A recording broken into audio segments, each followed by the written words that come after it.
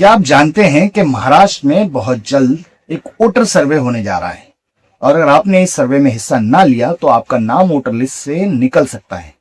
इतना ही नहीं, आपको अपनी सिटीजनशिप भी साबित करनी पड़ सकती है। जी हाँ, हम बात कर रहे हैं एसआईआर की, जो 2 फेज में होता है। पहला होता है मैपिंग और दूसरा होता है इनुमरेशन। आज की वीडियो में हम आसान जबान में समझेंगे कि एसआईआर क्या है, ये क्यों हो रहा है और आपको क्या करना जरूरी है। सबसे पहले जान लेते हैं कि एसआईआर का मतलब और मकसद क्या है। यह अंग्रेजी लफ्ज स्पेशल इंटेंसिव रिवीजन का शॉर्ट फॉर्म है। इलेक्शन कमीशन का कहना है कि एसआईआर का मकसद वोटर लिस्ट की मुकम्मल जांच और रिवीजन है। इसके जरिए वोटर लिस्ट की गलतियों को सुधारा जाएगा, उसमें मौजूद नामों के डुप्लीकेशन को खत्म किया जाएगा और डेड वोटर जिनके नाम अभी मौजूद हैं उन नामों को हटाया जाएगा। जान लीजिए कि कोई नया काम नहीं है, बल्कि 1951 से लेकर 2004 तक ये 8 मरतबा हो चुका है। आखिरी बार 2002 से 2004 के दरमियान ये हुआ था और अब तकरीबन 21 साल बाद दोबारा शुरू हो चुका है।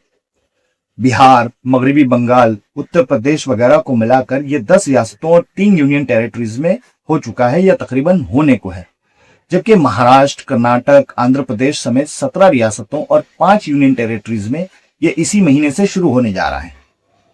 अभी इसका ऑफिशियल नोटिफिकेशन तो जारी नहीं हुआ है, लेकिन इलेक्शन कमीशन ने एसआईआर के पहले मरहले का काम शुरू कर दिया है। बूथ लेवल ऑफिसर्स यानी बीएलओज वोटर मैपिंग के काम में लग चुके हैं। इसमें वो वोटर के मौजूदा रिकॉर्ड और 2002 के रिकॉर्ड को मैच कर रहे हैं। इसके बाद इनुमरेशन यानी इंदराज का अमल भी शुरू होगा। इनुमरेशन फेज में बीएलओ घर घर आएंगे और आपकी मालूमात चेक करेंगे और साथ ही फॉर्म भरवाएंगे। अब जान लेते हैं कि जो लोग एसआईआर नहीं करवाएंगे या सही मालूमात फराहम नहीं करेंगे तो क्या होगा। तो ऐसे वोटर्स का नाम वोटर लिस्ट से निकाला जा सकता है और इसके बाद वो वोट देने के हक से महरूम हो सकते हैं और उनसे शहरियत का सबूत यानी सिटीजनशिप का सबूत भी मांगा जा सकता है।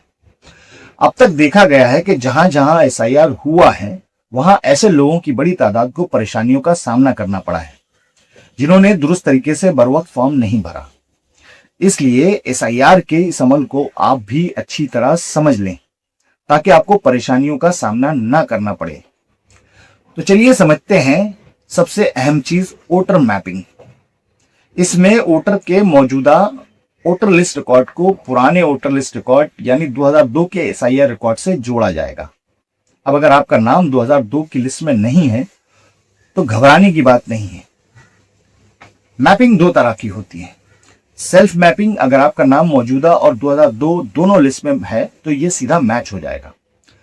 प्रोजनी मैपिंग यानी अगर आपका नाम 2002 में नहीं था तो आपके वालिद, वालिदा, दादी, दादा या नाना नानी इनमें से किसी एक के रिकॉर्ड के जरिए ये लिंक कर दिया जाएगा। अगर आपकी मैपिंग हो गई है तो आप सेफ जोन में आ जाएंगे, आपको कोई डॉक्यूमेंट देने की जरूरत नहीं होगी। लेकिन अगर आपकी मैपिंग नहीं हुई है तो आपको डॉक्यूमेंट्स पेश करने पड़ सकते हैं। अब बात करते हैं कि बीएलओ से कांटेक्ट कैसे करना है या बीएलओ से राब्ता कैसे करना है। आप अपने इलाके के बीएलओ का कांटेक्ट नंबर आसानी से हासिल कर सकते हैं। इसके लिए आपको इलेक्शन कमीशन की वेबसाइट voters.eci.gov.in पर जाना होगा या ऐप की मदद लेनी होगी। हम आपको इलेक्शन कमीशन के ऐप के जरिए से बीएलओ की मालूमात हासिल करने का तरीका बता रहे हैं। आपको सबसे पहले प्ले स्टोर पर जाना होगा जहां एप्स डाउनलोड और इंस्टॉल की जाती हैं। अब आपको ECI नेट लिखना होगा।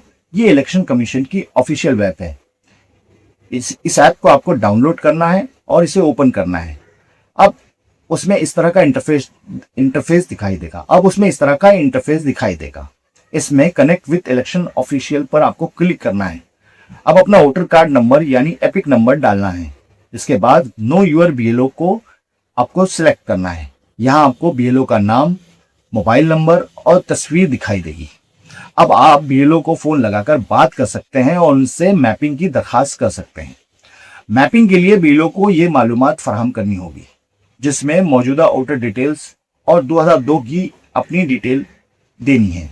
अगर ये नहीं है, 2002 की डिटेल नहीं है, तो आप अपने फैमिली मेंबर्स में से यानी माँ बाप दादा दादी या नाना नानी की किसी एक की वोटर डिटेल आपको देनी होगी। अब आप जानते हैं कि रिस्क जोन में कौन सा वोटर जाएगा।